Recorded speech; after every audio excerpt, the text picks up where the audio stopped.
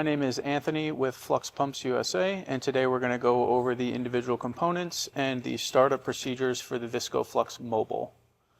So you can see here we have the F580 pump, our three-phase motor, the discharge hose, various fittings for the discharge hose connections and any discharge adapters that you may be using, the hand pendant or controller for the up and down function of the lift,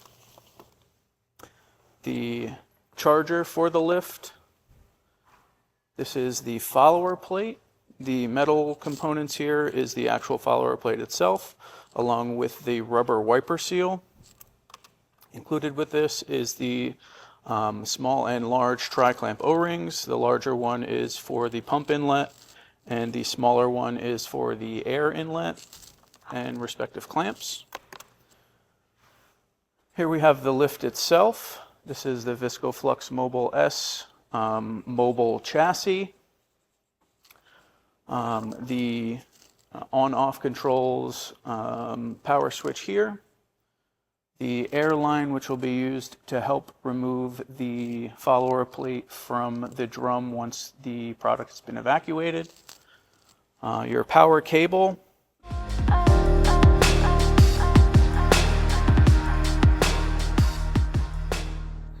All right, so now that we went over the individual components, we'll go ahead and get them installed on the lift. So first we'll start by installing the hand pendant. There is a alignment notch on the plug, so just align that to the top and kind of wiggle it in. Make sure that it's aligned before you go pressing too hard on anything. Should slide all the way in so that the faces are flush, and then you can adjust the height to something that's more comfortable working with for the motor. Kind of have it about chest level so you can set it on there comfortably. On the motor you can see that we already have the coupling installed, so it's installed and set to the proper depth.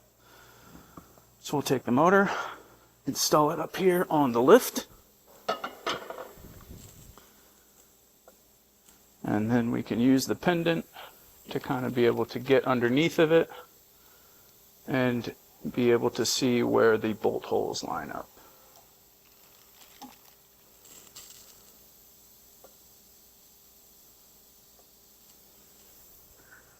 Then we'll use the conical bolts that come installed or come in the baggie that is zip tied to the handle. Install those in the respective spaces using a 5mm Allen wrench.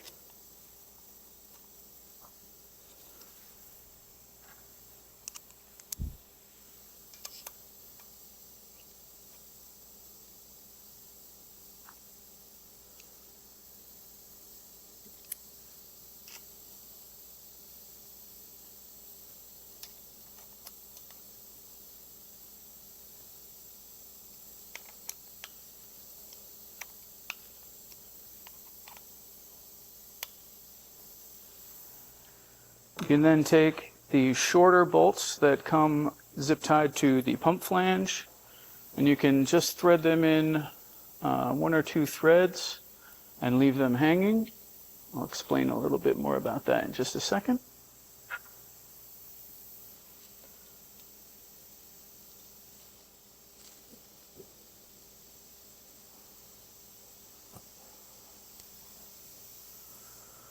Now we'll take the pump tube, get that installed. So the motor spider, this red piece here, will also be in the bag with the shorter bolts. That'll be zip tied to the pump flange. You can install the spider here and then use these, what we refer to as the bayonet style bolt holes. Line them up on the larger side.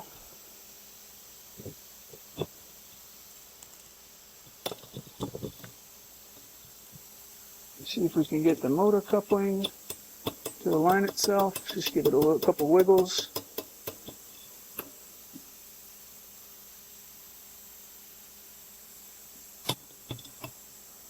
No great way to do it, but you can see now the two faces are flush.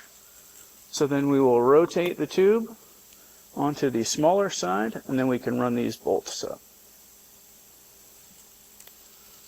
You can go ahead and just run the two opposite sides up finger tight. That'll hold the pump in place.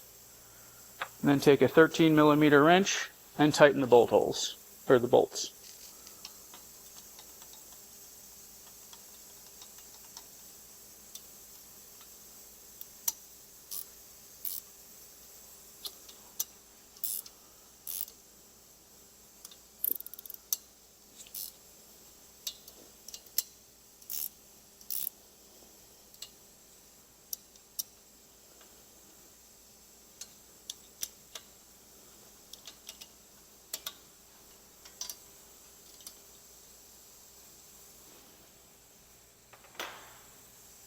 You can see that our pump discharge isn't necessarily square to the lift, depending on which direction you're looking to pump.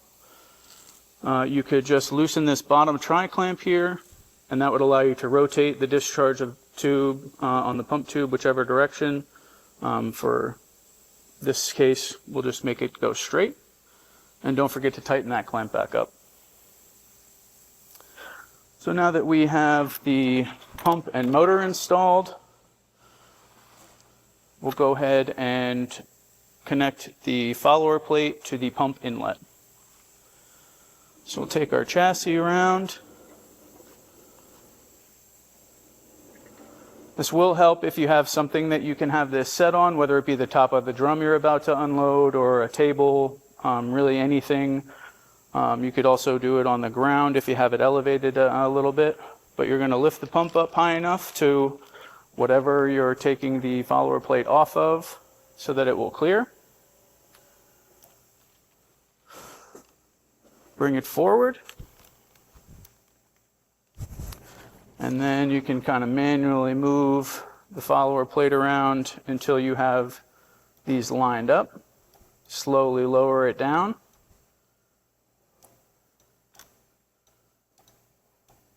Until you have them flush together. Take your 2-inch tri-clamp. Also, don't forget to have your gasket pre-installed before you do that. And then you can put the clamp on.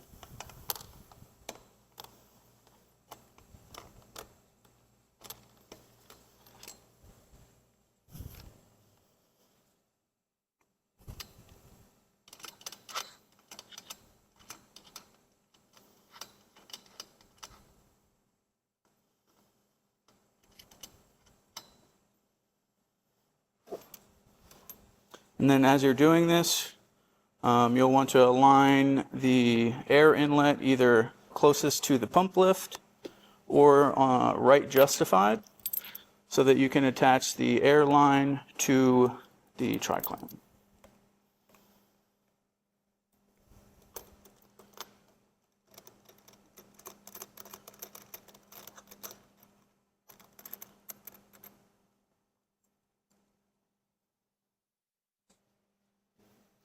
Now that we've got that installed, we can pick the tire assembly up off of the wherever we had it,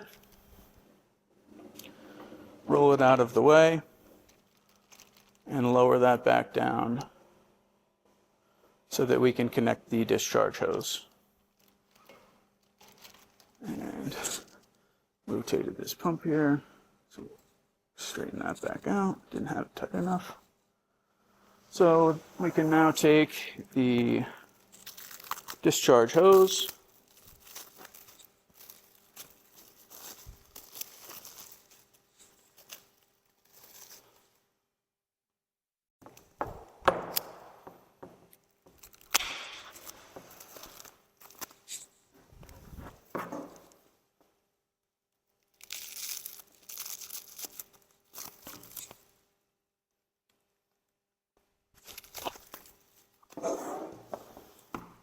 and our 45-degree discharge elbow.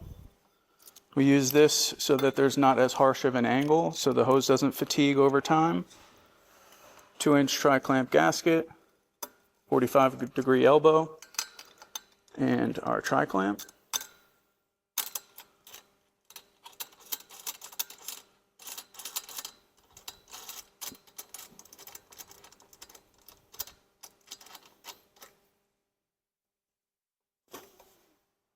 And then the same thing to connect the hose. Goes onto the 45-degree elbow.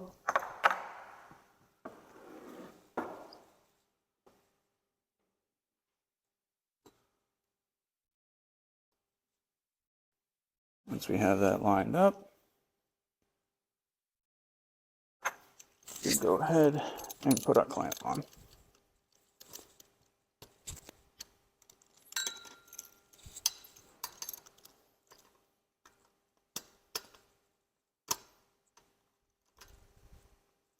Might help to have an extra set of hands.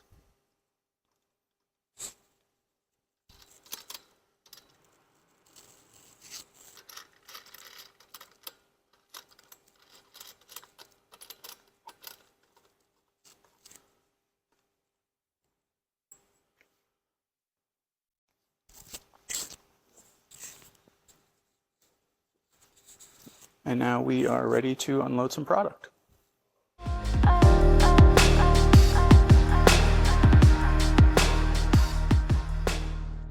All right, so now that everything is installed, we can go ahead and start pumping. We're not going to actually pump anything in this simulated video, but this is just kind of a how-to.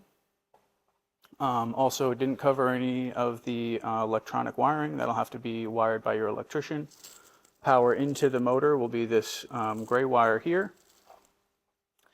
And then you'll also need to install the power into the lift itself on this power supply cable, which goes into the on-off motor protection switch. So you'll come and line up on your drum here. Use the hand pendant to lift the pump high enough to clear the top of the drum. And then slide over the top of the drum. Center it up as best as you can. And then you can slowly start to lower the follower plate and pump assembly down until you get close to the top of the drum.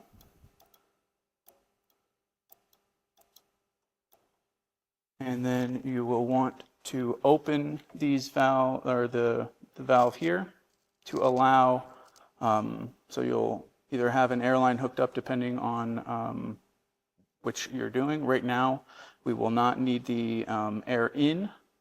We're just going to use this horizontal valve. We're going to open it so the handle is parallel with the valve itself. And that's going to allow any air that's trapped under the follower plate to escape out through this hose and then just back out into atmosphere so that we can get the follower plate flat onto the product and there's no air gaps. And then we will just continue to press the down button, allowing that air to evaporate. The pump will kind of center itself, and the wiper seal you can see is pressing down into the drum. And then once we're down and the button is no longer pushing it down any further, we can come over, and what will actually make the lift lower automatically is when the power is engaged to the motor, aka when this switch is turned on. There's a mechanism inside the lift itself that automatically starts to lower the lift, and then once the power is turned back on, once the power is turned back off to the motor, the lift will automatically stop. Also, you're going to want to close this valve before you start pumping, and that will keep any air pressure that's already in the line, or not pressure, just kind of atmospheric pressure in the line, and that'll prevent any product from coming up through the line. So as this automatically lowers down and you pump all of your product out, here's where the air in will be used. So you're going to want to provide your inlet air pressure, and then you're going to just slowly open this valve as you work the up button, lifting the drum out, and then as you provide air, you can see that the drum is kind of picking up because the wiper seal fit is so tight. As you add air into the drum, it's just going to create enough pressure that you'll be able to lift it up a little bit, and then add pressure, which will push the drum back down onto the ground, lift it up a little bit, and then add pressure, which will push the drum back down to the ground so that you don't lift the drum all the way up.